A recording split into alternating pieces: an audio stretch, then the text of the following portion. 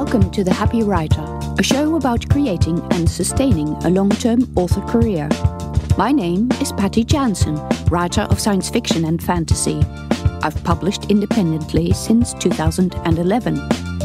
This show covers motivation, diversification, learning new skills, and your place in your career. Come on in and be happy.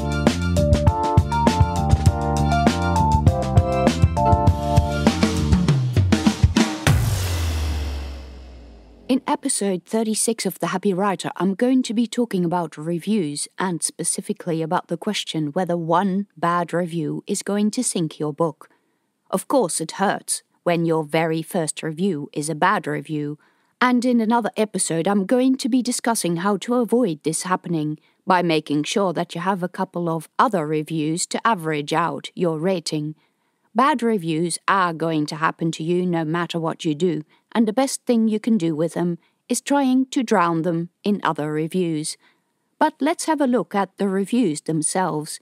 Is the single one-star review going to sink your sales, as some people claim?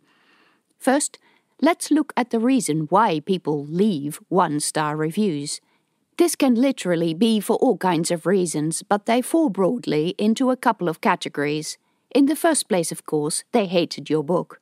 This doesn't mean they read the book. It means that they may have hated the book's premise, or the fact that it contains a certain thing that they don't agree with, or that other people said they hated the book, or it could mean that they read the book, bought the book, and wrote a long review about why they thought it was a waste of money.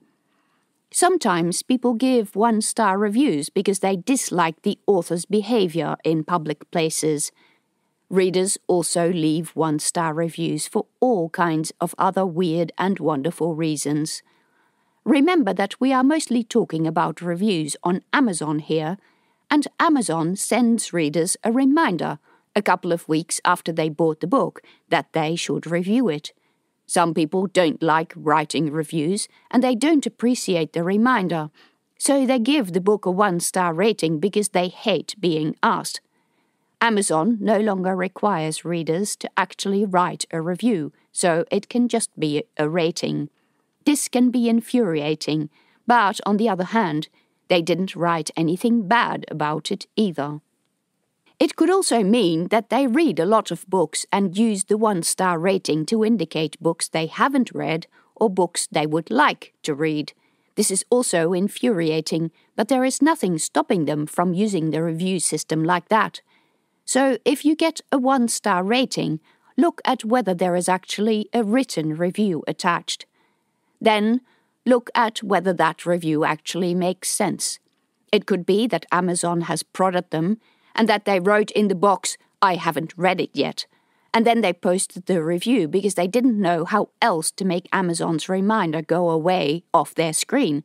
Or they are still of the opinion that every bit of correspondence, no matter how automated, needs to be replied to. This is the first rule of the internet, by the way. The secret to be a happy writer is choosing your battles and choosing what to engage with. The vast majority of stuff that gets sent your way does not need a reply. If the reader has actually written something in the review box and it is about your book, it may be that they are just having an angry day and their review might not even make sense. It might not be about the book. It might be about having bought the book but being unable to find it, or that they don't understand how to get it onto their device, or sometimes that the book is about a subject they don't like, or that there is swearing that they don't like, or that there is sex that they don't like, or there is no sex and they were expecting it. There are all kinds of really weird reasons why people write these reviews. Some of them are barely literate.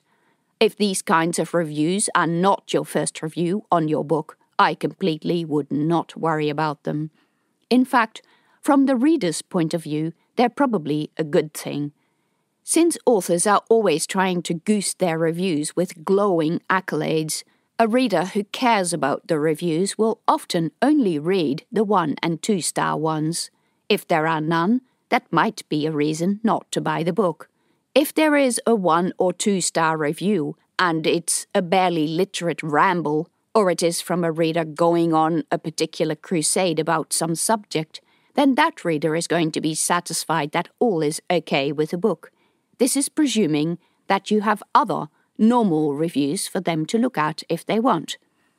If you have a bunch of other reviews, the 1-star review will probably get the most views, but give the reader some credit. If it makes no sense, they won't attach any meaning to it. If it is your first review, then it's a good idea to get a couple of other reviews on your books. Don't dismiss a 1-star review if points about quality are repeated in other reviews, good or bad. Then you may have a problem. Some people swear that they won't give 1-star reviews because it hurts authors or some nonsense like that. I mean, the review system allows ratings from 1 to 5 to define the range of enjoyment that you got from reading a book. Why on earth only use the 4 or 5-star rating? That's ridiculous. The average rating for most books should be between 3 and 4, and when you look at Goodreads, you will often find the review averages are a whole point lower than on Amazon. Everyone on Amazon is very much into back-scratching and into false positivity. This makes it that the 1-star reviews get a lot more attention. If reading those reviews derails you from writing your next book, then simply don't look at the reviews. But if the review mentions that there were lots of errors in the editing and that the characters were unbelievable, have a look through your 4-star reviews and see if people have mentioned these things as well. That still doesn't mean that they're actually right. It's kind of infuriating, but those reviews are out there and everyone can see them. But honestly, a rambling rant with a 1-star review will probably do more to draw eyes to your book than a bunch of glowing comments. I would look at whether the reviewer has a point, and if so, if you need to do something about it. Do other reviews mention that the plot is confusing, the ending is not satisfying, the characters are wooden, it's not clear what's happening?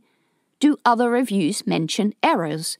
Are they specific, like, do they mention what the supposed errors are? It's virtually impossible to never have errors mentioned in your reviews, no matter how much you spend and how many people edit your book. Especially if you write international English, readers will encounter spellings that they are not familiar with. It's not as bad as it used to be in 2010-ish, when publishing became international, but it still happens. Dialects of English also informs different word choices, and some readers have big bees in their bonnets about their form of correct English. If the comments are specific, and they are about real errors, fix them. In my view, there are only 2 types of books, those with a handful of typos, and those which haven't attracted enough readers to spot the typos. If you're getting a lot of comments about confusing plot, wooden characters and stuff like that, then you may consider using the comments to improve your next work. Don't go and unpublish the work in a huff, especially if it's still selling. Some reviewers have a bee in their bonnet about things that most people won't even notice. They're not always right either. What you absolutely shouldn't do, and please disengage from your reviews and stop reading them if you are the kind of person who might think this, is that these reviewers are out to get you. Often you will hear authors complain that they looked at the reviewer's profile and that they wrote 1-star rants for all books, and this reviewer just hated everyone and hated authors and hated you in particular. No, not at all. There are just people who like writing rant reviews for the entertainment value. They have a band of followers who enjoys seeing them rant about books. The followers might even buy the books based on the rants. What you absolutely should not do is engage with these people, because they can be like a pack of angry dogs. Just let them be, because they will find another book and another author to poke into making unfortunate responses. These people are not out to get you. These reviewers are doing this to entertain their own circle of friends. It's a kind of miserable thing to do, and you may wonder why these people don't get a life, but there you go. Ultimately, reviewers don't owe authors anything. And then there is nothing in the terms and conditions that says that they are not allowed to do this. It's not about you, and while the review may be about your book, and maybe they're mocking everything you've written, the audience for the review is the reviewer's band of followers. Most people who buy only skim a handful of reviews. That is, if they look at the reviews at all. They are more likely to look at how many reviews there are, because the number is indicative for how many people are reading the book. In summary, a 1-star review is not malicious, no matter how much it might hurt you. A 1-star review just by itself won't mean your book sales will tank, especially if there are already a number of other reviews. And reviewers give books 1 stars for all kinds of weird and wonderful reasons. Readers are not stupid and can see this for themselves. Don't worry too much about it and move on. If you really don't like the review, make sure you bury it with other reviews. When you publish, you have to accept that 1-star reviews will happen because you can't please everyone.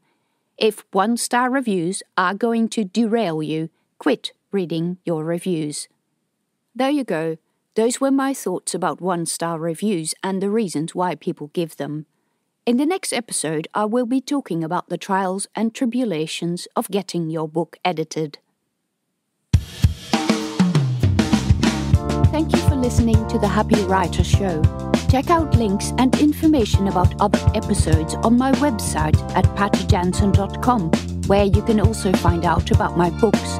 You can support me by subscribing to the show or on Patreon at patreon.com/pattyjansen.